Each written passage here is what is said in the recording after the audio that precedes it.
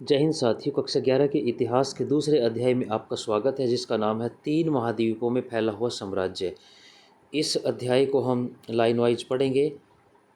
परीक्षा उपयोगी जानकारी के साथ साथ अन्य जो आपकी प्रतियोगी परीक्षाएं हैं उनके लिए भी जो अहम चीज़ें हैं वो भी साथ साथ शेयर करते रहेंगे। अपने पेन और कॉपी साथ लेकर बैठें और साथ साथ नोट करते रहें।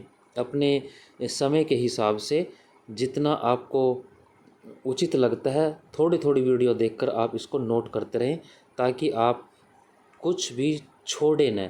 जैसे जैसे आपको पढ़ाया जाता है उसको आप साथ साथ नोट करते रहें। आपको नोट्स की ज़रूरत नहीं पड़ेगी, बुक खरीदने की ज़रूरत नहीं पड़ेगी। बुक की लाइन वाइज हम इसको अध्ययन पूरा करेंगे। रोमन साम्राज्य दूर दूर तक फैला हुआ था। इसके विशाल राज्य क्षेत्र में आज का अधिकांश यूरोप, उर्वर अर्धचंद्राकार क्षेत्र यानी पश्चिमी एशिया और उत्तरी अफ्रीका का बहुत बड़ा हिस्सा शामिल था। अब देखिए, विश्व में 7 महाद्वीप हैं, जिनमें उत्तरी अमेरिका, दक्षिणी अमेरिका, यूरोप, अफ्रीका, एशिया और आपका ऑस्ट्रेलिया, और जो नेक्स्ट 7वां जो महाद्वीप है वो अंटार्कटिका है, जो बर्फ़ से ढका हुआ है, जो जनसंख्या विहीन है, उस पर कोई भी आबादी नहीं रहती। विश्व के अनेक देशों के, भारत का भी वहाँ 2 रिसर्च सेंटर चल रहे हैं। अन्य विश्व के देशों के भी वहाँ रिसर्च सेंटर हैं, वहाँ लगभग 5 किलोमीटर मोटी बर्फ़ की एक परत जमी होती है, तो वो निर्जन प्रदेश है। इसके अलावा अन्य जो 6 महाद्वीप हैं वो आबादी से भरे हुए हैं। एशिया सबसे बड़ा महाद्वीप है हमारा, जिसमें भारत है। इसके अलावा यूरोप सबसे समृद्ध और एक ज़्यादा बड़ा नहीं है, लेकिन सबसे अमीर खुशहाल एक महाद्वीप है, जिसने सारी दुनिया के ऊपर अपना राज्य कायम किया। ऑस्ट्रेलिया भी एक छोटा महाद्वीप है, देश भी है, और उत्तरी अमेरिका भी एक समृद्ध संपन्न जो है महाद्वीप है। और नीचे जो दक्षिणी अमेरिका है वो भी पूरी तरह से विकसित नहीं, लेकिन विकासशील महाद्वीप है। तो ये 6 जो महाद्वीप हैं, इन महाद्वीपों में से 3 महाद्वीपों में जो रोमन साम्राज्य था वो फैला हुआ था। रोमन, इसकी भौगोलिक स्थिति अगर हम बात करें, भौगोलिक स्थिति जो इटली है, आज का इटली, रोम, वेटिकन सिटी, वो मुख्य रूप से ये आज माना जाता है। लेकिन ये 3 महाद्वीपों में उस समय फैला हुआ साम्राज्य था, जिसको हमने रोमन साम्राज्य कहा। समुद्र से घिरा जो भूखंड होता है, जिसमें बहुत सारे देश शामिल होते हैं, उनको हम महाद्वीप कहते हैं। कोई ऐसा समुद्र से घिरा हुआ ऐसा ज़मीन का कोई टुकड़ा जिसमें बहुत सारे देश हैं, उसको हम महाद्वीप की संज्ञा देते हैं। ये हमारे 7 महाद्वीप थे। उन 7 महाद्वीपों में से 3 महाद्वीपों में ये साम्राज्य फैला हुआ था। कौन कौन से थे? अधिकांश तो हमारा यूरोप का हिस्सा था। यूरोप छोटे छोटे देश हैं उसमें। और उसके बाद पश्चिमी एशिया, हमारा जो एशिया का पश्चिमी भाग था उसमें फैला हुआ था। और तीसरा है उत्तरी अफ्रीका। उत्तरी अफ्रीका का जो हिस्सा था उसमें ये फैला हुआ था। अभी मैप भी हम इसका देखेंगे। इस अध्याय में हम यह देखने का प्रयास करेंगे कि इस साम्राज्य का गठन कैसे हुआ, किन किन राजनीतिक ताकतों ने इसके भाग्य को बनाया संवारा, इसके साम्राज्य के लोग किन किन सामाजिक समूहों में विभाजित थे। आप देखेंगे कि यह साम्राज्य अनेक स्थानीय संस्कृति और भाषाओं के वैभव से संपन्न था। वहाँ की जो महिलाओं की स्थिति थी काफ़ी सुदृढ़ थी। वैसी स्थिति आज के अनेक देशों में आज भी देखने को नहीं मिलती। लेकिन वहाँ की जो अर्थव्यवस्था है उसमें कुछ दास प्रथा या दास श्रम पर बहुत जोर था, जिस वजह से जनता का अच्छा खासा भाग स्वतंत्रता से वंचित रह जाता था। अब इसमें देखिए, 5वीं शताब्दी और उसके बाद के समय से पश्चिम में यह साम्राज्य छिन्न भिन्न हो गया, लेकिन अपने पूर्वी आधे भाग में अखंड और अत्यंत समृद्ध बना रहा। अगले अध्याय में आप खिलाफत के बारे में भी पढ़ेंगे। खिलाफत इसी समृद्धि की नींव पर आधारित या स्थापित हुआ। उसने इसकी शहरी और धार्मिक जो परंपराएं हैं उनको विरासत में प्राप्त किया। अब ये जो हमने पैराग्राफ पढ़ा इसको थोड़ा सा हम दोबारा से समझने का प्रयास करते हैं। इसमें अगर हम इसको थोड़ा थोड़ा साथ साथ नोट करते रहें तो सबसे पहले देखिए कि ये जो साम्राज्य है 3 महाद्वीपों में फैला हुआ था। नंबर अगर ए आप लगाएं नंबर 1, यह साम्राज्य 3 भागों में 3 महाद्वीपों में फैला हुआ था। यूरोप का अधिकांश भाग था, पश्चिमी एशिया था और उत्तरी अफ्रीका का हिस्सा था। नंबर 1। दूसरा क्या था इसमें कि इस साम्राज्य को अनेक जो सामाजिक समूह थे उनमें बंटा हुआ था। अनेक राजनीतिक ताकतों ने इस साम्राज्य को बनाया। नंबर 3, इस साम्राज्य में अनेक स्थानीय संस्कृति और भाषाएं फली फूली। इस साम्राज्य में अनेक संस्कृति और भाषाएं फली फूली। नंबर नेक्स्ट, वहाँ स्त्रियों की स्थिति बहुत मजबूत थी। जैसी आज के भी अनेक देशों में स्त्रियों को वो सुविधाएं और अधिकार प्राप्त नहीं है जो वहाँ थे। महिलाओं की स्थिति काफ़ी अच्छी थी। लेकिन वहाँ की अर्थव्यवस्था में एक दोष था नेक्स्ट नंबर कि भी दास जो प्रथा थी, दास श्रम का बड़ा महत्व था। यानी कि दास खरीदे बेचे जाते थे, उनसे श्रम करवाया जाता था, जिस वजह से स्वतंत्रता से ये भाग आबादी का बहुत बड़ा हिस्सा वंचित रह जाता था। नंबर नेक्स्ट नंबर लिखिए कि 5वीं शताब्दी जो थी, 5वीं शताब्दी और उसके बाद का जो समय था उसमें पश्चिम का जो साम्राज्य था, पश्चिमी का जो भाग था इस साम्राज्य का, वो धीरे धीरे करके नष्ट हो गया, छिन्न भिन्न हो गया। लेकिन पूर्वी जो आधा भाग था वो अखंड और अत्यंत समृद्ध बना रहा। पूर्वी भाग में ये साम्राज्य फलता फूलता रहा। तो ये इसकी हमने कुछ 5-4 विशेषताएं रोमन साम्राज्य की यहाँ पढ़ी। अब नेक्स्ट देखिए, नेक्स्ट क्या है, रोम के इतिहासकारों के पास स्रोत सामग्री का विशाल भंडार है। यानी कि इस इतिहास की जानकारी के स्रोत क्या है, कहाँ से हमें रोमन साम्राज्य के फलने फूलने नष्ट होने वहाँ की विशेषताओं के बारे में जानकारी मिलती है। इस संपूर्ण स्रोत सामग्री को 3 भागों में हम बांटते हैं। इसको नोट कर लें साथ साथ कि यहाँ का जो इतिहास का मुख्य सामग्री है, स्रोत है, जहाँ से जानकारी मिलती है, उसको 3 भागों में हम बांटते हैं। पाठ्य सामग्री, प्रलेख, दस्तावेज, भौतिक अवशेष। अब पाठ्य सामग्री में शामिल क्या है? नंबर 1 जो पाठ्य सामग्री है, पढ़ने का जो रीडिंग मटेरियल है, उसमें समकालीन व्यक्तियों द्वारा लिखा गया उस काल का इतिहास है। उस काल में जो इतिहासकार थे, उस समय के जो व्यक्ति थे जिन्होंने लिखा, जिसे वर्ष वृतांत कहा गया, क्योंकि ये प्रति वर्ष लिखे जाते थे। वर्ष वृतांत किसे कहा गया? ऐसे वृतांत वर्णन, समाज का चित्रण जो प्रतिवर्ष लिखे जाते थे। पत्र, व्याख्यान, प्रवचन, कानून, ये सारे जो हमने पढ़े, ये सारे पाठ्य सामग्री है। दस्तावेज जो स्रोत हैं मुख्य रूप से उत्कीर्ण अभिलेखों।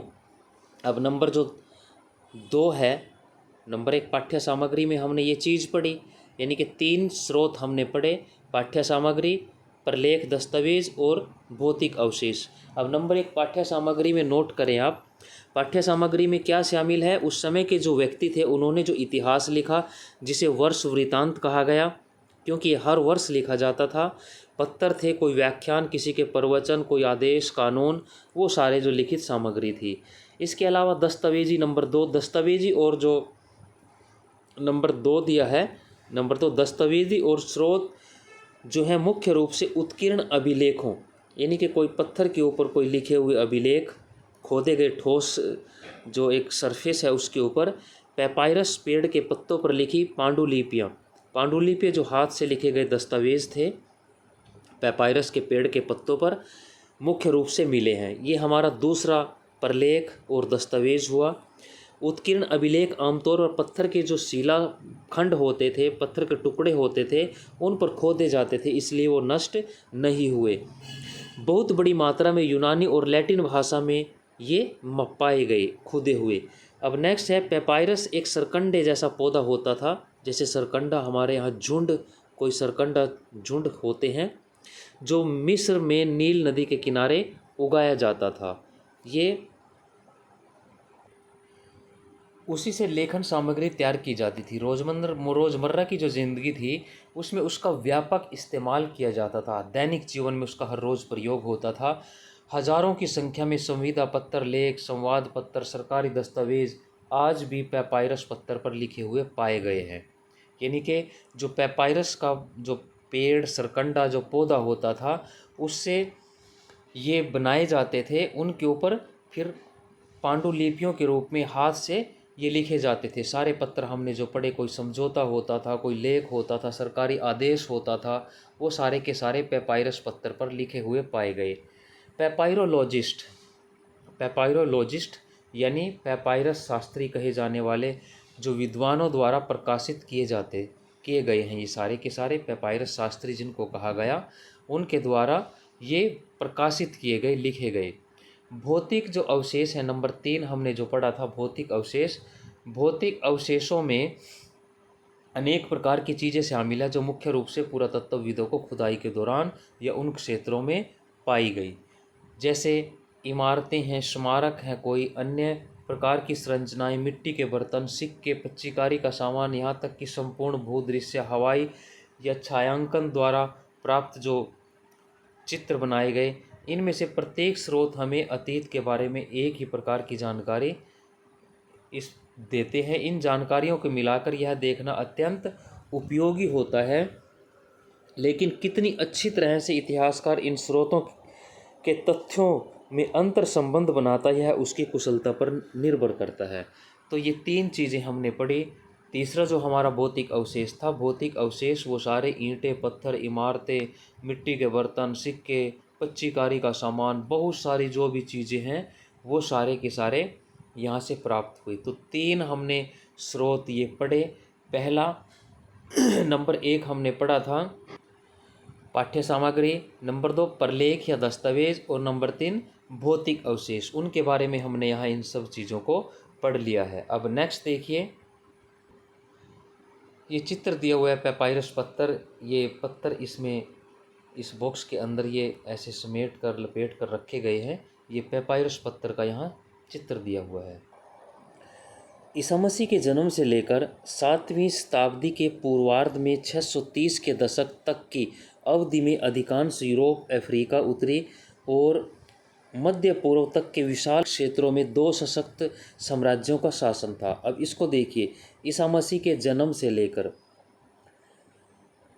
7वीं शताब्दी के पूर्वार्ध यानी कि 630 का जो दशक था, 10 साल पूर्वार्ध, आधा जो पूर्वार्ध 7वीं सदी का जो आधा पहला हिस्सा है, 50 साल जो पहले हैं 7वीं सदी के, यानी कि 650 से पहले का हिस्सा, दशक 10 वर्ष 630 से 640 तक का जो समय है, इस अवधि में अधिकांश यूरोप, उत्तरी अफ्रीका और मध्य पूर्व तक के जो क्षेत्र हैं उनमें 2 सशक्त साम्राज्यों का शासन था। ये 2 साम्राज्य रोम और ईरान थे। एक साम्राज्य के बारे में हम रोमन साम्राज्य पढ़ रहे हैं, लेकिन ईरान के बारे में हम इसलिए पढ़ रहे हैं क्योंकि ये आपस में जुड़े हुए थे और पड़ोसी साम्राज्य थे। रोम और ईरान के लोग आपस में प्रतिद्वंद्वी थे और अपने इतिहास के अधिकांश समय में आपस में लड़ते रहे। मुकाबला था आपस में, प्रतिद्वंद्वी उनके बीच में थी और दुश्मनी थी। इस वजह से वो अधिकांश समय आपस में लड़ते रहे। इस वजह से ईरान को भी हम यहाँ पढ़ रहे हैं। उनके साम्राज्य एक दूसरे के बिल्कुल पास थे। उन्हें भूमि की एक संकरी बहुत ही पतली सी एक जो ज़मीन का टुकड़ा था, जिसके किनारे फ्रात नदी बहा करती थी। फ्रात नदी अभी हम मानचित्र में देखेंगे। फ्रात नदी के पास का जो एक संकरा बिल्कुल पतला सा जो गलियारा था, टुकड़ा था ज़मीन का, वह इन दोनों साम्राज्यों को अलग करता था। किसको? रोम और ईरान साम्राज्य को अलग करता था। फ्रात नदी के जो संकरा टुकड़ा था। इस अध्याय में हम रोम साम्राज्य के बारे में पढ़ेंगे, मगर कहीं कहीं प्रसंगवश हम रोम के प्रतिद्वंदी ईरान का भी उल्लेख करेंगे। अब यहाँ तक हम इसको नोट करें। नेक्स्ट नंबर आप नोट कीजिए कि 630 का जो दशक था, ईस्वी की बात हम कर रहे हैं, ईसा मसीह के जन्म के बाद के समय में, ईस्वी में 630 का जो दशक था, 630 से 40 तक का जो समय था ईस्वी का, तो उसमें अधिकांश यूरोप, अफ्रीका और मध्य पूर्व के जो क्षेत्र थे वहाँ दो शक्तिशाली साम्राज्य इस समय अस्तित्व में थे, एक रोम था और दूसरा ईरान था। इन दोनों के बीच में नेक्स्ट नंबर लिखिए, आपसी प्रतिद्वंद्विता थी, दुश्मनी थी और अधिक समय में आपस में ये लड़ते झगड़ते रहते थे। वीडियो को थोड़ा रोक रोक कर आप इसको साथ साथ नोट करते रहें। नंबर 1, 2, 3 आप इस सारे चैप्टर को नंबरों में डालकर आप नोट्स तैयार हो जाएंगे आपके, और पढ़ने में आपको आसानी होगी, रुचि पैदा होगी। तो नंबरों में आप इसको डालते रहिए। अब इसमें देखिए कि दोनों साम्राज्य बिल्कुल पास पास थे, सीमाएं लगती थी इनकी। जो फ्रात नदी थी, फ्रात नदी इन दोनों साम्राज्यों को अलग अलग करती थी। तो यहाँ हम रोम साम्राज्य के साथ साथ कहीं कहीं ईरान के बारे में भी हम पढ़ते रहेंगे। यदि आप नीचे एक मानचित्र दिया उस पर दृष्टि डालेंगे तो यूरोप और अफ्रीका महाद्वीप एक समुद्र द्वारा एक दूसरे से अलग किए गए हैं। यूरोप और अफ्रीका अभी हम देखेंगे, उन दोनों को हम देखें तो एक समुद्र के द्वारा अलग किया गया है, जो पश्चिम में स्पेन से लेकर पूर्व में सीरिया तक फैला हुआ है। पश्चिम में स्पेन यूरोपियन कंट्री और पूर्व में सीरिया जो अरबियन कंट्री है, सीरिया तक फैला हुआ है। इस समुद्र को भूमध्य सागर कहा जाता है, यानी कि जो भूमध्य सागर है वह इन साम्राज्य के बीच में पड़ता है। यह उन दिनों रोम साम्राज्य का हृदय कहा जाता था। इसे रोम साम्राज्य का हृदय भी कहा जाता था।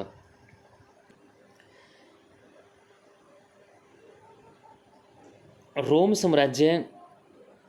साम्राज्य का हृदय किसी कहा जाता है? भूमध्य सागर को। भूमध्य सागर को जो समुद्र इनके बीच में बताया है, इसके चारों ओर ये साम्राज्य फैला हुआ था भूमध्य सागर के। तो भूमध्य सागर को रोम साम्राज्य का हृदय कहा गया। क्यों कहा गया? अब प्रश्न ये है कि क्यों कहा गया? क्योंकि इस भूमध्य सागर के चारों तरफ 3 महाद्वीपों में ये रोमन साम्राज्य फैला हुआ था, और तीनों साम्राज्य में फैला होने के कारण जो आवागमन था, समुद्री व्यापार आने जाने का जो रास्ता था, मुख्य रूप से जो सस्ता और अच्छा रास्ता था, इस भूमध्य सागर का प्रयोग किया जाता था। इसलिए इसको रोम साम्राज्य का हृदय कहा माना गया। अब नेक्स्ट देखिए, रोम का भूमध्य सागर और उत्तर दक्षिण की दोनों दिशाओं में सागर के आसपास स्थित सभी प्रदेशों पर प्रभुत्व था। उत्तर में साम्राज्य की सीमा जो है 2 महान नदियों राइन और डैन्यूब से होता था। उत्तर में यानी कि यूरोप में जो इस साम्राज्य की उत्तरी सीमा थी वो डैन्यूब और राइन नदी बनाती थी यूरोप में, जबकि दक्षिण में सहारा नामक जो एक विस्तृत अफ्रीका महाद्वीप में विस्तृत जो रेगिस्तान था वो इसकी सीमा को बनाती थी। तो इस प्रकार नेक्स्ट हम पहले मैप देखते हैं। इस मानचित्र को देखिए आप, ये बीच का जो सारा हिस्सा है ये आज का इटली है, जिसको हम आज इटली के नाम से जानते हैं। तो मुख्य रूप से यही रोमन साम्राज्य का एक आधार था। इस रोम नामक जो बस्ती थी वो इटली के 2 जुड़वा जो भाई थे, रोमुलस और रेनस, उन्होंने रखी थी। इसको आप नोट करें। ये जो वर्तमान में इटली है, ये इस इटली में 2 जुड़वा भाई थे जिनका नाम था रोमुलस और रेनस। इन 2 सगे जुड़वा भाइयों ने रोम नामक बस्ती की स्थापना की थी, जिससे ये धीरे धीरे रोम के रूप में विकसित होता चला गया। अब इस साम्राज्य को देखिए कि भाई ये जो आप सारा हिस्सा देख रहे हैं, ये सारा आपका भूमध्य सागर है। ये भूमध्य सागर है। तो ये जो भूमध्य सागर आप देख रहे हैं, इस भूमध्य सागर में ये सारा जो भूमध्य सागर है, ये हृदय कहा गया रोमन साम्राज्य का। और इसके चारों ओर ये ऊपर सारा ये राइन नदी है आपकी, जो अपने पड़ा उत्तरी सीमा बनाती है। ये डेन्यूब, ये यूरोप है। डेन्यूब और राइन और डेन्यूब जो नदियां हैं, ये उत्तरी सीमा बनाती थी। ये यूरोप का जो अधिकांश हिस्सा है, ये सारा का सारा इस रोमन साम्राज्य का भाग था। अब दक्षिण में ये सहारा मरुस्थल दिया हुआ है एक विस्तृत, ये दक्षिणी अफ्रीका है, अफ्रीका महाद्वीप है ये सारा दक्षिण में। तो ये सहारा जो मरुस्थल था, ये इसकी दक्षिणी सीमा को बनाता था। ये आपने पढ़ा था अभी बीच में पहले कि यूरोप और अफ्रीका जो महाद्वीप है, इन दोनों को एक सागर अलग करता है। ये सागर समुद्र जो है ये भूमध्य सागर है, यानी कि भूमध्य सागर से ऊपर यूरोप है और भूमध्य सागर से नीचे अफ्रीका है। आज भी ऐसे ही है। तो ये ऊपर और नीचे का जो हिस्सा था सहारा रेगिस्तान तक दक्षिण में अफ्रीका महाद्वीप में, यूरोप का ऊपर का अधिकांश हिस्सा जो राइन और डेन्यूब नदी आपने पढ़ी है, तो यहाँ तक ये फैला हुआ था। और इस साइड ये सारा आपका यूरोप का एशिया का हिस्सा था। यहाँ जैसे ये दमिश्क दिया हुआ है, यहाँ ये लाल सागर है, ये नील, ये मिस्र, ये नील नदी है इधर। तो ये इस साइड जो है हमारा जो एशिया का हिस्सा है, ये पूर्वी हमारा जो एशिया का हिस्सा है। तो ये इस प्रकार ये जो हिस्सा था, ये सारा जो हिस्सा है ये आपका रोमन साम्राज्य के नाम से जाना गया, जिसमें 3 महाद्वीप शामिल थे।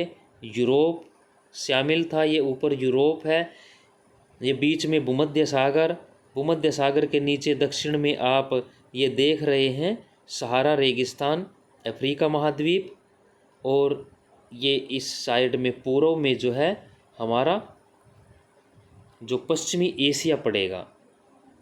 इस सभ्यता के रोमन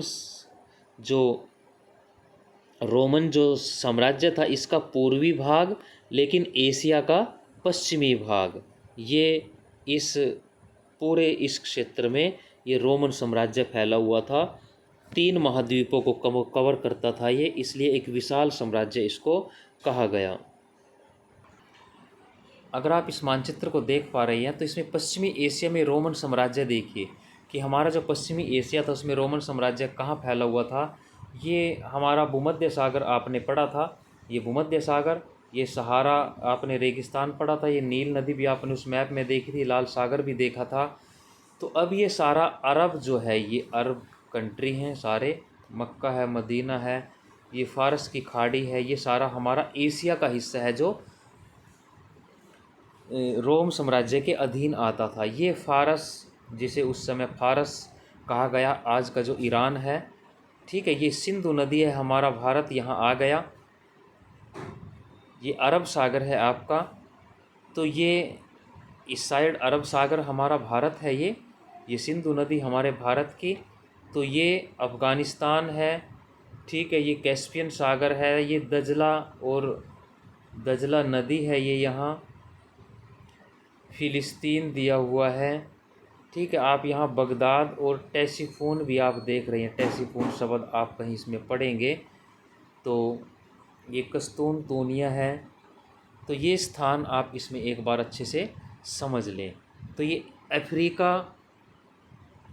अफ्रीका है यहाँ, ये इसके इस साइड में ये सारा का सारा हमारा पश्चिमी एशिया है जिसमें ये साम्राज्य फैला हुआ था। ईरान, ये ईरान एक अलग साम्राज्य था, लेकिन ईरान से इस तरफ जो है सारा क्या था आपका रोमन साम्राज्य था। यहाँ ये फ़ारस की खाड़ी आप देख रहे हैं, फ़ारस की खाड़ी का हम आगे जिक्र पढ़ेंगे, इसको देखिए आप। ईरान के साथ ये फ़ारस की खाड़ी है, यहाँ फ़ारस की खाड़ी के बारे में हम थोड़ा और आगे पढ़ेंगे। ये दजला नदी दी हुई है, दजला फ़रात जो आप नदियाँ पढ़ रहे हैं।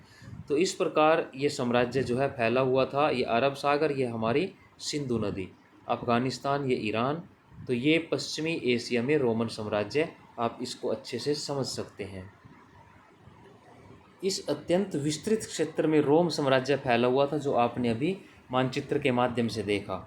दूसरी ओर कैस्पियन सागर के दक्षिण से पूर्वी अरब तक समूचा इलाका, कभी कभी अफ़गानिस्तान के कुछ हिस्से भी ईरान के नियंत्रण में थे। अभी हमने अफ़गानिस्तान और ईरान के बारे में भी, फ़ारस ईरान को देखा था, वहाँ तक भी कुछ हिस्से इसके, अफ़गानिस्तान के कुछ हिस्से ईरान के नियंत्रण में रहे। इन 2 महान शक्तियों ने दुनिया के अधिकांश भाग को आपस में बांट रखा था। ये सारा जो आपने अभी पढ़ा, जिसे चीनी जो लोग हैं ताचिन के नाम से जानते थे चीनी लोग, बृहत्तर चीन या मोटे तौर पर पश्चिम इसको कहा करते थे चीन के लोग। साम्राज्य का आरंभिक काल देखिए क्या है इसमें। रोमन साम्राज्य को मोटे तौर पर 2 चरणों में हम बांटते हैं, पूर्ववर्ती और परवर्ती। पूर्ववर्ती पहले का और परवर्ती बाद का। जैसे इसके नाम से आभास होता है। इन दो चरणों के बीच में तीसरी जो शताब्दी है वो समय आता है। तीसरी शताब्दी का जो समय है वो समय तीसरी शताब्दी बांटती है पूर्ववर्ती को और परवर्ती को, जो उन्हें दो ऐतिहासिक भागों में विभाजित करती है। दूसरे शब्दों में कहें कि तीसरी शताब्दी के मुख्य जो भाग हैं, तीसरी शताब्दी के मुख्य भाग तक संपूर्ण अवधि को पूर्ववर्ती साम्राज्य कहा गया और उसके बाद की अवधि को परवर्ती साम्राज्य कहा गया। अब पूर्ववर्ती और परवर्ती साम्राज्य किसे कहा गया, नंबर डाल के आप नेक्स्ट नंबर आप नोट कर सकते हैं। जो पूर्ववर्ती साम्राज्य था वो क्या था, तीसरी शताब्दी से तक का जो समय था, तीसरी शताब्दी तक का जो समय था वो पूर्ववर्ती साम्राज्य था, पहले का साम्राज्य था। और तीसरी शताब्दी के बाद का जो समय था वो परवर्ती साम्राज्य, बाद का साम्राज्य था। पूर्ववर्ती और परवर्ती साम्राज्य नेक्स्ट नंबर डाल के आप इसको नोट कर लें। तीसरी शताब्दी तक का जो समय था वो पूर्ववर्ती साम्राज्य था और तीसरी शताब्दी के बाद का जो समय था उसको परवर्ती साम्राज्य कहा गया। नेक्स्ट नंबर में आप डालें। दो महाशक्ति और उससे संबंधित साम्राज्यों में एक बड़ा अंतर यह था कि रोमन साम्राज्य सांस्कृतिक दृष्टि से ईरान की तुलना में कहीं अधिक विविधतापूर्ण था। नेक्स्ट नंबर आप नोट कीजिए कि इन दोनों जो साम्राज्यों के बारे में हम पढ़ रहे हैं, रोमन और ईरान के बारे में, उनमें अंतर क्या था। उनमें अंतर ये था कि जो रोमन साम्राज्य था वो सांस्कृतिक दृष्टि से ईरान की अपेक्षा अधिक विविधतापूर्ण था। उसमें अधिकतर डिफरेंसेस थे, विभिन्नताएं थी। जैसे भारत एक विभिन्नताओं का देश है, इसी प्रकार रोमन साम्राज्य भी विभिन्नताओं का देश था, जबकि ईरान ऐसा नहीं था। नेक्स्ट नंबर आप ये डाल सकते हैं। इस अवधि के दौरान पार्थियाई या पारसियाई, पर्सिया, पारसियाई, पार्थियाई एक ही बात है, बाद में ससानी राजवंशों ने ईरान पर शासन किया। ये दो मुख्य राजवंश थे, पार्थियाई और ससानी। ये दोनों जो राजवंश है इन्होंने लंबे समय तक ईरान के ऊपर शासन किया। इनके बारे में आगे थोड़ी जानकारी हम इकट्ठा करेंगे। जिन लोगों पर शासन हुआ उनमें अधिकतर ईरानी थे, यानी कि ईरानी लोगों के ऊपर, ईरान के ऊपर जो पार्थियाई लोग थे और जो ससानी लोग थे, वंश थे, उन्होंने शासन किया। इसके विपरीत जो रोमन साम्राज्य था वह ऐसे क्षेत्रों और संस्कृतियों का एक मिला जुला गणतंत्र था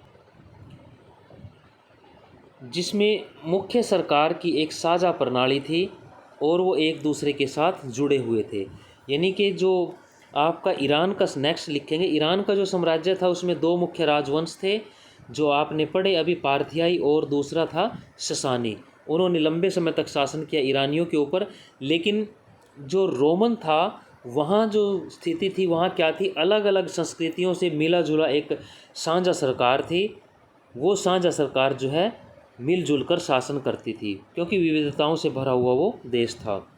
साम्राज्य में अनेक भाषाएं बोली जाती थी। नेक्स्ट नंबर आप नोट कीजिए। रोमन साम्राज्य में अनेक भाषाएं बोली जाती थी, लेकिन प्रशासनिक कामकाज के लिए, राजकीय कामकाज के लिए जो लातीनी यानी कि लैटिन और यूनानी ग्रीस, लैटिन और यूनानी जो ग्रीस भाषा थी उन्हीं का प्रयोग होता था सरकारी कामकाज के लिए। जिसे भारत में अंग्रेजी का प्रयोग होता है, लेकिन भाषाएं बहुत सारी बोली जाती हैं, तो वहाँ पर भाषाएं बहुत ज़्यादा बोली जाती थी, लेकिन प्रयोग कामकाज जो है लैटिन और यूनानी भाषा में ही होता था। पूर्वी जो भाग था, पूर्वी भाग आप देखिए कि पूर्वी जो भाग था वो आधा, जो आपने भूमध्य सागर देखा था, आधा पूर्व और आधा पश्चिम, उसके बीच में अगर आप लाइन लगा दें तो पूर्व और पश्चिम वो बट जाएगा। एशिया की साइड का जो हिस्सा है वो आपका पूर्वी भाग हो जाएगा, और जो यूरोप का हिस्सा, यूरोप साइड का हिस्सा हो जाएगा, वो हिस्सा जो है आपका पश्चिमी हिस्सा हो जाएगा। अब इसमें देखिए कि जो पूर्वी भाग था उस भाग में यूनानी भाषा और पश्चिमी भाग में लैटिन भाषा बोलने और लिखी जाती थी। जो पूर्वी भाग था, पूर्वी भाग यानी कि जो भारत की साइड का भाग था, उस भाग में यानी कि जो ईरान के साइड का भाग था उसमें यूनानी भाषा का बोलबाला था, और जो पश्चिमी भाग था उसमें लैटिन भाषा का ज़्यादा प्रभाव था। इन दोनों भाषाओं के बीच की जो सीमा रेखा थी वो भूमध्य सागर को चीरती हुई उस पार अफ्रीकी प्रांत त्रिपोलितानिया तानिया त्रिपोलितानिया ये स्थान है, प्रांत है, जो कि लैटिन भाषा था, कि यहाँ पर लैटिन भाषा बोली जाती थी। अफ्रीकी प्रांत था ये, भूमध्य सागर को बीच में आप लाइन लगा दें, वो बता रहे हैं ये कि जो अफ्रीकी प्रांत था, उस अफ्रीकी प्रांत कौन सा, त्रिपोलितानिया जो था, जो वहाँ लैटिन भाषा बोली जाती थी, और सायरे नायका जो था, यूनानी भाषा वहाँ बोली जाती थी, उनके बीच से गुजरती थी। यानी कि ये दो हिस्सों में उसको, साम्राज्य को बांट देते थे भाषा के रूप में। जो लोग साम्राज्य में रहते थे वे सभी एकमात्र शासक यानी सम्राट की ही प्रजा होती थी। पूरा का पूरा जो भी वहाँ रहते थे सम्राट की प्रजा थी, चाहे वे कहीं भी रहते हों, कोई भी भाषा बोलते हों, लेकिन वो सारे सम्राट की ही प्रजा मानी जाती थी। तो यहाँ जो मुख्य चीज़ें हैं साथ साथ आप नोट करते रहें। कोई चीज़ एक बार में समझ नहीं आई तो आप वीडियो को थोड़ा आगे पीछे करके दोबारा से आप उसको सुन सकते हैं। वीडियो अच्छा लगे तो प्लीज़ कमेंट करें, लाइक करें, सब्सक्राइब करें और शेयर अवश्य करें। अब पहले थोड़ा साइड में देख लेते हैं आगे पढ़ने से पहले। इस साम्राज्य में गणतंत्र रिपब्लिक इस ऐसी शासन व्यवस्था थी जिसमें वास्तविक सत्ता सेनेट नामक निकाय के हाथ में होती थी। तो यहाँ आप इसको नोट कीजिए कि इस जो गणराज्य था, गणराज्य जो रोमन गणराज्य था, आप उसको देखिए कि अगर हम इतिहास को इसको देखें तो ये 3 भागों में बांटा हुआ है। नंबर 1 नोट कीजिए, राजतंत्र काल। राजतंत्र काल 509 ईस्वी पूर्व तक का समय रहा। इसको नंबर 1 आप नोट कीजिए। राजतंत्र काल जो है नंबर 1 509 ईस्वी तक का जो समय वो राजतंत्र काल रहा। नंबर 2 नोट कीजिए, 509 ईस्वी पूर्व से 27 ईस्वी पूर्व तक ये गणतंत्र काल रहा। नंबर 2 गणतंत्र काल। गणतंत्र काल 509 ईस्वी से लेकर 27 ईस्वी पूर्व से लेकर 27 ईस्वी पूर्व तक, यानी कि ईसा मसीह से पहले की बात हम कर रहे हैं, ये गणतंत्र काल रहा। और नंबर 3 जो है साम्राज्य काल। नंबर 3 साम्राज्य काल जो 27 ईस्वी से लेकर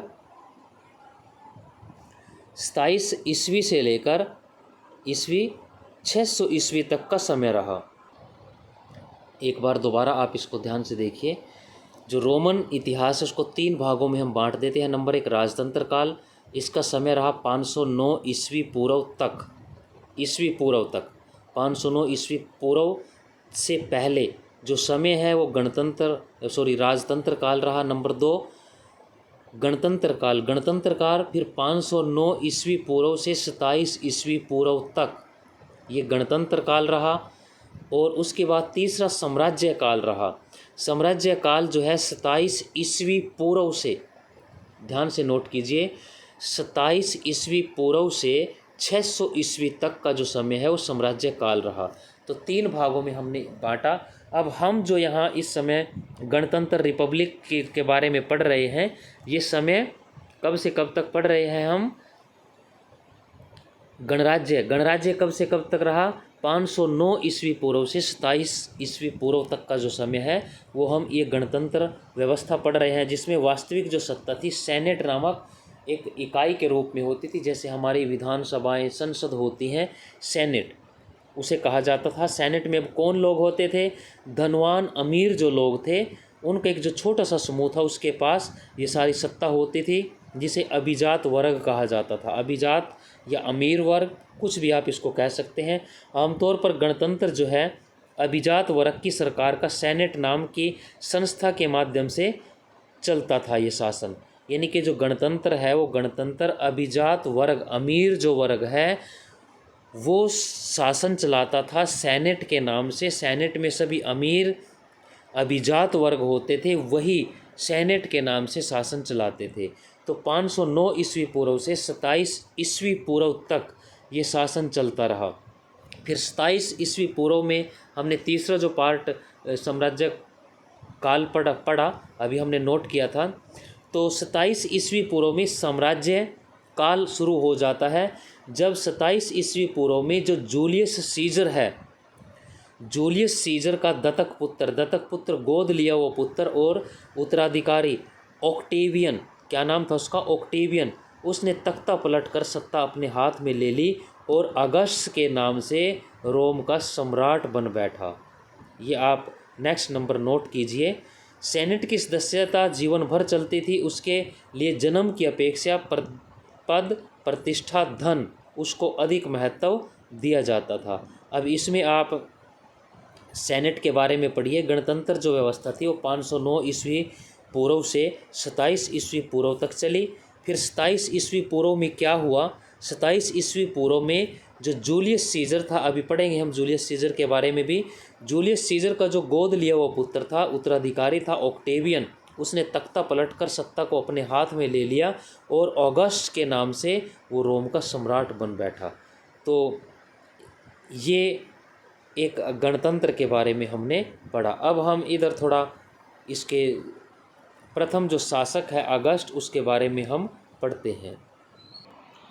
अब यहाँ देखिए, जो प्रथम सम्राट बना अगस्त 27 ईस्वी पूर्व में उसने साम्राज्य स्थापित किया जिसे प्रिंसिपेट कहा गया। प्रिंसिपेट का मतलब क्या है?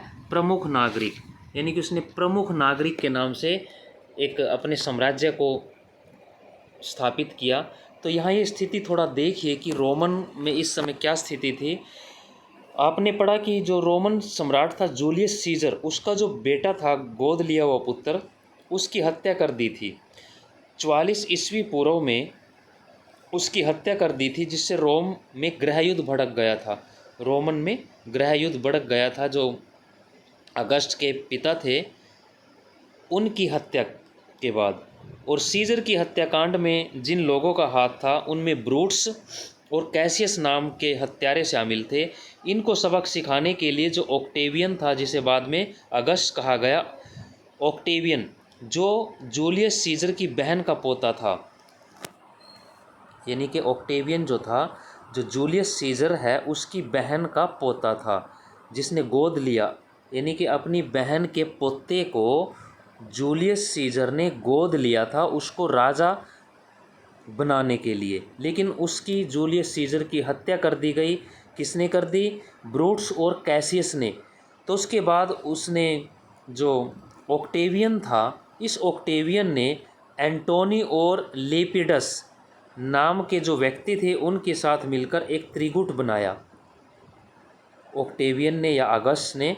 इस त्रिगुट ने जो जूलियस सीजर था, यानी कि उसका फादर था, उसका पिता जो था, उसके जो सभी दोषी थे उनको मार डाला। इसके पश्चात इस त्रिगुट में इन तीनों में भी फिर फूट पड़ गई और ऑक्टेवियन ने एंटोनी को 31 ईस्वी पूर्व में एक्टियम के युद्ध में पराजित कर दिया था। इस प्रकार एक्टियम की मृत्यु के बाद रोम साम्राज्य में शांति स्थापित हो गई थी। तो ये हमने अभी अगस्त के बारे में पढ़ा था कि भाई क्या स्थिति थी, गृहयुद्ध कैसे हुआ। जो अगस्त था उसने अपने पिता की मृत्यु का बदला लिया। उसके बाद इसने 27 ईस्वी पूर्व में वहाँ जो गणतंत्र था उसको समाप्त करके प्रथम सम्राट की उपाधि धारण की, जिसे प्रिंसिपेट कहा गया। प्रिंसिपेट का मतलब प्रथम नागरिक कहा गया, और वह वहाँ का सर्वश्रेष्ठ यानी कि एक शासक के रूप में प्रसिद्ध हुआ। यद्यपि अगस्त एक सत्र शासक और सत्ता का वास्तविक स्रोत था कि वे पूरी शक्ति जो थी राज्य की उसी के पास थी, तथापि इस कल्पना को जीवित रखा गया कि वह केवल प्रमुख नागरिक है। लैटिनी जो भाषा है उसमें प्रिंसेप्स का मतलब प्रमुख नागरिक होता है। प्रिंसिपेट या जो प्रिंसेप्स है उसका मतलब प्रमुख नागरिक हमने पढ़ा था। तो उसने इस कल्पना को बनाए रखने के लिए ये नाम रखा कि वो सम्राट नहीं है, वो एक प्रमुख नागरिक है, निरंकुश शासक नहीं है। वो इस छवि से निरंकुश जो शासक है, स्वेच्छाचारी जो शासक है, तानाशाही शासक है, उस छवि से बाहर निकलने के लिए इसने अपने आप को प्रमुख नागरिक की उपाधि से विभूषित किया कि वो प्रमुख नागरिक है, कोई राजा नहीं, सम्राट नहीं है। ऐसा सेनेट को सम्मान प्रदान करने के लिए किया गया, क्योंकि सेनेट भी एक संस्था महत्वपूर्ण होती थी। तो सेनेट के बारे में आपने पढ़ा था, उसमें भी अमीर लोग होते थे रोम के। तो उन सभी रोमन लोगों को कभी उनको बुरा ना लगे, तो उनको थोड़ा सम्मान, उनको एक बहलाने के लिए उसने इस प्रकार का जो प्रमुख नागरिक का एक जो चोला था वो पहन लिया। सेनेट वह निकाय था जिसमें उन दिनों रोम जब रोम एक रिपब्लिक गणतंत्र था, सत्ता पर अपना नियंत्रण रखता था। यानी कि जब गणतंत्र था 509 ईस्वी पूर्व से 27 ईस्वी पूर्व तक, तो उस समय ये जो गणतंत्र का काल था, उस काल में जो सेनेट थी वह एक पावरफुल संस्था थी, शासन चलाती थी, पूरी सत्ता पर नियंत्रण होता था। तो रोम में सेनेट नामक संस्था का अस्तित्व कई शताब्दियों तक रहा, वर्षों तक रहा। यह एक ऐसी संस्था थी जिसमें कुलीन अभिजात वर्ग यानी रोम के अमीर परिवार जो थे उनको शामिल किया जाता था, हमने पढ़ा था अभी। आगे चलकर इसमें एक परिवर्तन और हुआ कि इटली के जो जमींदार होते थे उनको भी इसमें शामिल कर लिया गया। इनको साथ साथ आप नोट करते रहें। जो इटली के बाद में अमीर परिवार तो थे ही, जो व्यापारी राजनीतिक व्यक्ति शक्ति संपन्न होते थे, लेकिन बाद में जमींदार जो थे, अमीर जो जमींदार थे, उनको भी शामिल किया गया इसमें। रोम के इतिहास की अधिकांश पुस्तकें जो यूनानी और लैटिन भाषा में लिखी गई हैं वो इन्हीं लोगों द्वारा लिखी गई हैं जो सेनेट में होते थे, जो अमीर लोग होते थे। इन पुस्तकों से ये बात स्पष्ट हो जाती थी कि सम्राट की परख, कि वे सेनेट के प्रति किस प्रकार का व्यवहार रखते हैं। सबसे बुरे सम्राट वे माने गए जो सेनेट के सदस्यों के प्रति शत्रुतापूर्ण व्यवहार करते थे, क्योंकि अब जो समय था वो समय सम्राट 27 ईस्वी पूर्व के बाद सम्राट का जो समय था वो शुरू हो गया था, जिसको साम्राज्य काल कहा गया। हमने तीसरा पार्ट इतिहास का पढ़ा था, साम्राज्य काल। तो उसमें सम्राट थे, राजा बनते थे, तो उनमें बहुत सारे बुरे सम्राट भी हुए। जैसे अगर हम थोड़ा सा इसके बारे में देखें, जो अगस्त शासक था वो 27 ईस्वी पूर्व से 14 ईस्वी तक शासन करता रहा। उसके बाद टिबेरियस जो था वो 14 ईस्वी से 37 ईस्वी तक उसने शासन किया, अगस्त का बेटा था, लेकिन कोई अच्छा शासक साबित नहीं हुआ, ये अयोग्य शासक साबित हुआ। उसके बाद नीरो का भी एक इतिहास में जिक्र आता है नीरो के बारे में कि भी जब रोम जल रहा था, नीरो बांसुरी बजा रहा था, कुछ ऐसी कहावत आप पढ़ते हैं कहीं।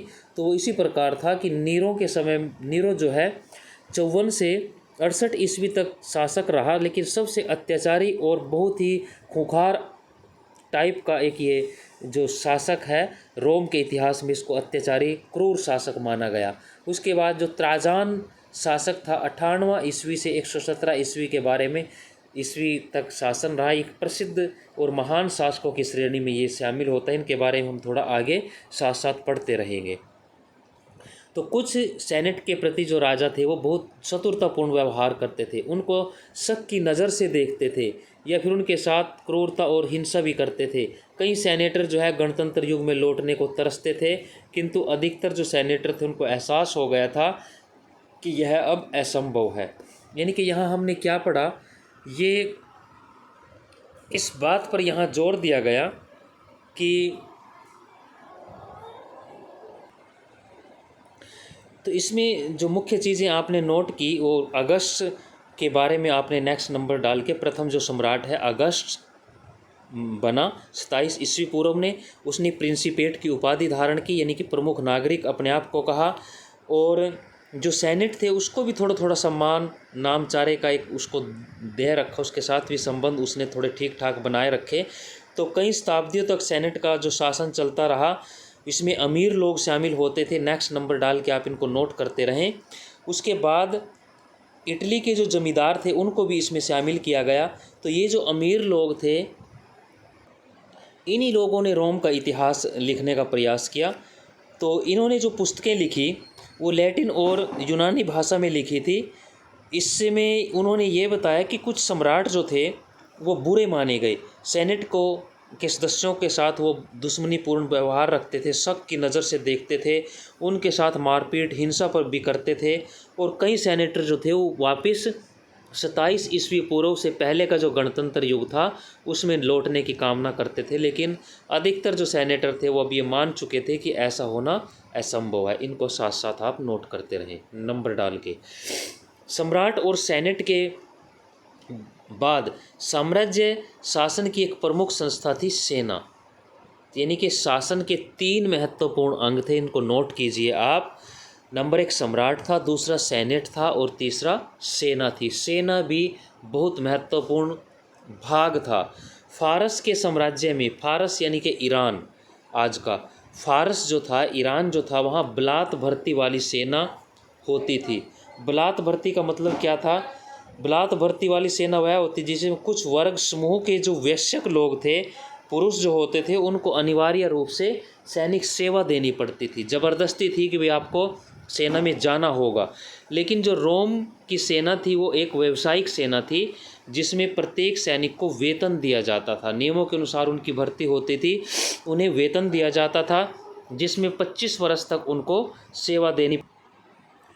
तो नेक्स्ट नंबर करके आप नोट करते रहें कि जो ईरान था, फारस था, ईरान फारस, आज ईरान है, पहले फारस था, वहाँ बलात भर्ती होती थी, ज़बरदस्ती नवयुवकों की भर्ती होती थी। लेकिन रोम की सेना व्यावसायिक सेना होती थी, नंबर डालते रहना, नंबर आगे बढ़ाते रहना। उनको नियमों के अनुसार उनकी भर्ती होती थी, वेतन दिया जाता था और 25 वर्ष तक उनको सेवा देनी होती थी। एक वेतनभोगी जो सेना का होना निसंदेह रोमन साम्राज्य की एक सबसे बड़ी विशेषता थी कि वहाँ पर जो सेना थी वो वेतनभोगी थी, जैसे आज भी हम देखते हैं। सेना साम्राज्य का सबसे बड़ा एकल संगठित निकाय था। इसको भी आप नोट कीजिए कि जो सेना थी वह सबसे बड़ा एकल, एक संगठित, जो पूरी तरह से मजबूत नियमों में बंधा हुआ एक इकाई थी, संगठन था। चौथी शताब्दी ईस्वी तक लगभग 6 लाख सैनिक बहुत बड़ी संख्या होती है, सैनिक वहाँ रोम की सेना में थे। और उनके पास निश्चित रूप से सम्राटों का भाग्य निर्धारित करने की शक्ति भी होती थी। जो रोम के सैनिक थे, उन सैनिकों के पास इतनी अधिक पावर थी कि वो रोम के जो सम्राट होते थे उनको भी बदल देते थे। सैनिक बेहतर वेतन पाने के लिए हड़ताल करते थे। यदि सैनिक अपने सेनापतियों और यहाँ तक कि सम्राट द्वारा निराश महसूस करते थे, यानी कि उनके सेनापति और सम्राट अगर उनकी हड़तालों पर, उनकी बातों पर ध्यान नहीं देते थे, तो वे आंदोलन, प्राय सैनिक विद्रोहों का रूप ले लेते। यानी कि वो सैनिक जो हैं हथियार उठाकर राजा के खिलाफ विद्रोह कर देते थे। यह भी ध्यान रहे कि रोम सेना की जो तस्वीर हमारे सामने पेश की गई है, जो रोम सेना के बारे में हम जो इस समय पढ़ रहे हैं, वह उन इतिहासकारों द्वारा तैयार की गई थी जो सैनिक के प्रति सहानुभूति रखते थे। यानी कि जो सैनिक को अच्छा मानते थे, सेना को शायद अच्छा नहीं मानते थे, उनके लिखे हुए ये जो सेना है उसके बारे में हम पढ़ रहे हैं। सेनेट सेना से घृणा करती थी। वो लिखते हैं कि जो सेनेट है वो सेना से नफरत करती थी, उससे डरती थी, क्योंकि प्राय यह देखा गया सेना जो थी अप्रत्याशित हिंसा का स्रोत थी, कि वे कहीं भी वो हिंसा कर सकती थी, कहीं भी विद्रोह कर सकती थी। विशेष रूप से तीसरी शताब्दी की तनावपूर्ण परिस्थितियों में, जब सरकार को अपने बढ़ते हुए सैन्य खर्चों को पूरा करने के लिए भारी लगान या कर लगाने पड़े थे। तीसरी शताब्दी मुख्य रूप से हम इसमें पढ़ते हैं, हमने अभी पढ़ा था पूर्ववर्ती और परवर्ती साम्राज्य, तीसरी शताब्दी से पहले और बाद का समय। तो इसके बारे में हम आगे तीसरी शताब्दी के थोड़ा और आगे पढ़ेंगे। तो ये सेना के बारे में वहाँ दिया हुआ है कि सेना जो है एक अहम पार्ट था, बहुत ही महत्वपूर्ण संस्था थी। संक्षेप में सम्राट, अभिजात वर्ग और सेना साम्राज्य के राजनीतिक इतिहास में मुख्य 3 खिलाड़ी थे। यानी कि रोमन साम्राज्य में 3 खिलाड़ी किसको मुख्य कहा गया, ये प्रश्न आप ध्यान से समझे इसको। सम्राट, पहला अभिजात वर्ग जो सेनेट थी, अमीर वर्ग, और तीसरा सेना। ये 3 जो है, इनको राजनीतिक जो इतिहास है, पावर जो है, सत्ता है, उसका मुख्य केंद्र के 3 खिलाड़ी इनको कहा गया। अलग अलग सम्राटों की सफलता इस बात पर निर्भर करती थी कि वो सेना पर अपना कितना नियंत्रण रख पाते हैं। यानी कि सेना मुख्य शक्ति थी, सेना पर कितना कोई राजा सम्राट अपना नियंत्रण रख पा रहा है, यह उसकी सफलता पर निर्भर करता था।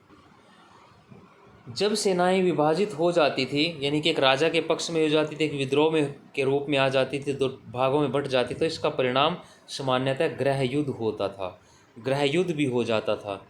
एक ऐसे वर्ष 69 ईस्वी को छोड़ दें, जब एक 69 का जो वर्ष है ईस्वी, उसको छोड़ दें, जब एक के बाद एक कुल मिलाकर 4 सम्राट गद्दी पर बैठे। यानी कि इस समय थोड़ी स्थिति विकट रही, बार बार राजा बदलते रहे, लेकिन पहली 2 शताब्दियों में कोई गृह युद्ध नहीं हुआ। गृह युद्ध का मतलब क्या होता है, दूसरे देशों से संघर्ष के ठीक विपरीत, यानी कि युद्ध क्या होता है, दूसरे देशों के साथ युद्ध। गृह युद्ध, गृह का मतलब घर, यानी कि अपने देश के बीच में सत्ता हासिल करने के लिए सशस्त्र जो विद्रोह होता है, संघर्ष होता है राजा बनने के लिए, सत्ता हथियाने के लिए देश के अंदर, तो उसको गृह युद्ध कहा जाता है। कोई गृह युद्ध नहीं हुआ, अपेक्षाकृत शांति बनी रही। सिंहासन यथासंभव पारिवारिक वंशक्रम पर आधारित था, वंशक्रम पर, यानी कि आज पिता का राज्य पुत्र को मिलता था, चाहे वो नैसर्गिक हो, नैसर्गिक की उसका खुद का जन्म दिया हुआ बेटा हो, अथवा ग्रहण किया हो उत्तराधिकारी दत्तक पुत्र, यानी कि जो गोद लिया हुआ पुत्र, उसको भी अधिकार थे। सेना भी इस सिद्धांत को पूरी तरह से मानती थी। उदाहरण के रूप में देखिए, जैसे टिबेरियस है, टिबेरियस 14 से 37 ईस्वी तक जो शासक रहा, जो रोम सम्राटों की लंबी कतारों में दूसरा था। प्रिंसिपेट की स्थापना करने वाले जो अगस्ट है, उसका अपना पुत्र नहीं था, किंतु सत्ता का सहज परिवर्तन करने के लिए अगस्त ने उसे गोद लिया हुआ था। यानी कि अगस्त का अपना बेटा नहीं था, उसने पुत्र गोद लिया।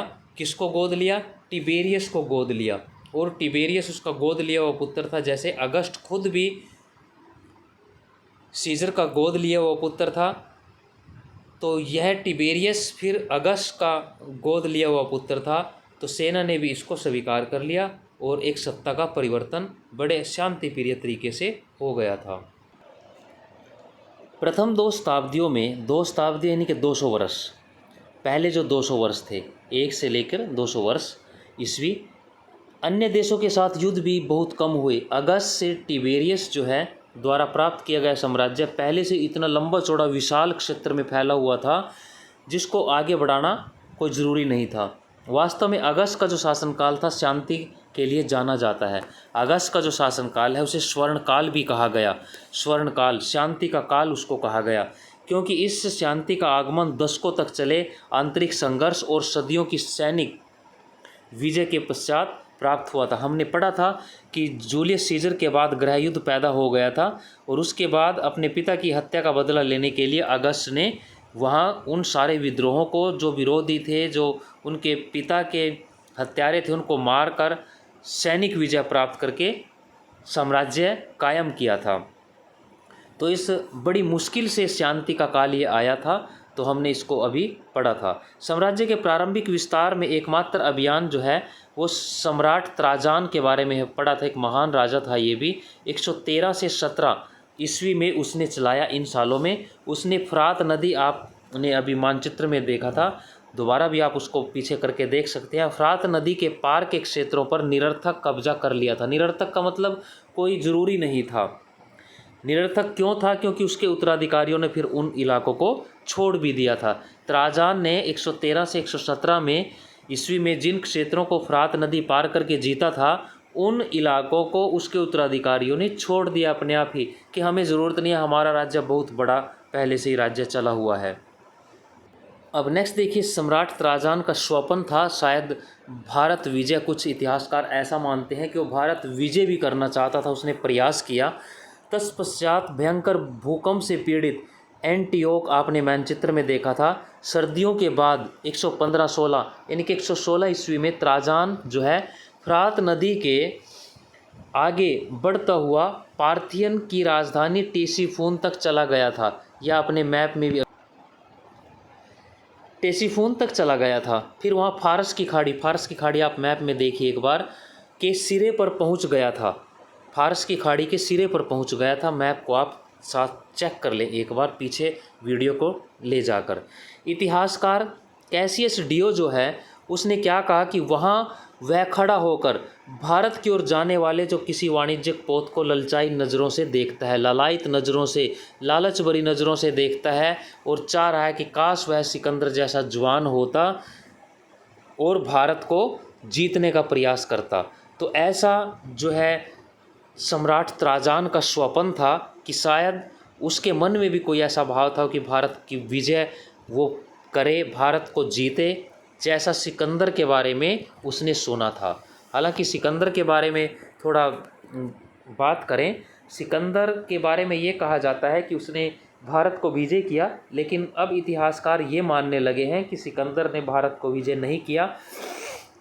सिकंदर भारत में आकर हार गया था। हारने के बाद वो वापस लौट गया, क्योंकि भारत के अलावा दुनिया में कहीं भी ऐसे कोई भी राजा पैदा नहीं हुआ कि इतिहास ये नहीं कहता कि विजय होने के बाद बढ़ती सेना, आगे बढ़ती हुई सेना विजय के बाद भी पीछे हटकर अपने वापस स्थान चली गई। ऐसा सिर्फ भारत के राजा ऐसा कर सकते हैं, विश्व के इतिहास में ऐसी कोई भी घटना नहीं है। तो सिकंदर भारत विजय नहीं कर पाया, पोरस से हारा वो युद्ध में। उसके बाद जो है हारी हुई सेना जो वापस लौट रही थी, सिकंदर ने उसको जीवन दान दे दिया था कि भी तेरे को जा मुक्त किया। उसके बाद जब वो वापस लौट रहा था तो जो आदिवासी कबीले, जो जनजाति के लोग थे, उन्होंने उस हारी हुई सेना पर हमले भी किए, उनको मारा।